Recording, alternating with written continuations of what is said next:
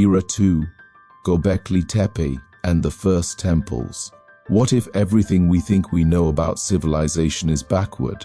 What if temples came before cities? What if belief came before agriculture? What if organized worship built society, not the other way around?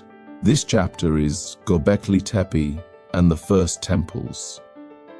I am the Timekeeper, and this is your history told through my voice.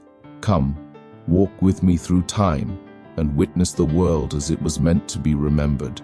Now let's open our book of wisdom, and I'll show you the full disclosure of it.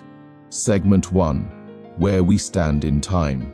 We are now nearly 12,000 years in the past. The last ice age is ending. Glaciers retreat, sea levels rise, the world warms. Humans are still hunter-gatherers. They do not farm, they do not build cities, they do not write, and yet on a hilltop in what is now southeastern Turkey, massive stone pillars rise from the earth. This site is called Gobekli Tepe.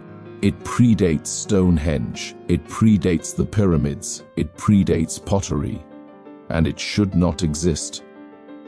Segment 2. The problem it creates. For decades, archaeologists believed civilization followed a simple sequence: agriculture, permanent settlements, surplus food, social hierarchy, religion and temples.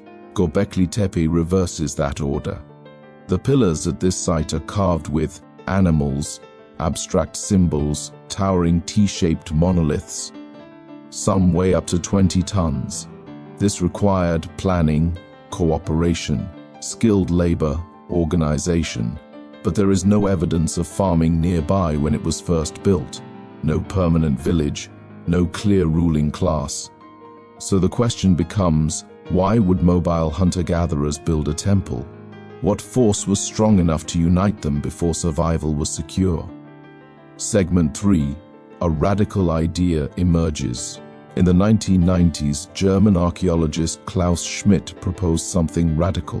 What if religion did not emerge from agriculture, but caused it? Imagine this: seasonal gatherings at a sacred site, large groups assembling for ritual, feasting, ceremony, symbolic alignment. To support such gatherings, food production would need to stabilize, wild grains would need to be managed, animals would need to be controlled. In this view, spiritual gathering becomes the trigger for agricultural innovation. Segment 4. What the stones reveal. The pillars themselves are not random. They are arranged in circles, facing inward. Two larger central pillars dominate each enclosure. These central monoliths resemble abstracted human forms, arms carved along their sides, hands resting across their bodies. They are not gods in the later sense. They are presences. The surrounding animal carvings, foxes, snakes, vultures, boars, are not decorative. They may represent cosmology. For the first time in history, humanity appears to be organizing space around symbolic meaning. Not shelter, not storage, but transcendence. This is architectural intention without urban necessity. Segment 5. Consciousness changes structure. Gobekli Tepe forces a reframe. Perhaps civilization did not begin with bread. Perhaps it began with belief. Humans may have gathered not because they were economically secure, but because they were psychologically compelled. The need to orient themselves within the cosmos may have been stronger than the need for walls. Religion, in this context, is not superstition, it is social glue. Shared myth creates shared identity. Shared identity creates cooperation. Cooperation creates stability. Consciousness reorganizes society before society stabilizes the body. Segment 6.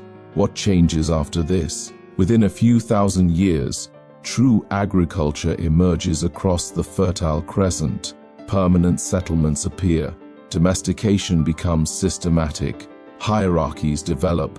But something else happens at Gobekli Tepe. The site is intentionally buried, as if one phase of consciousness has completed its role.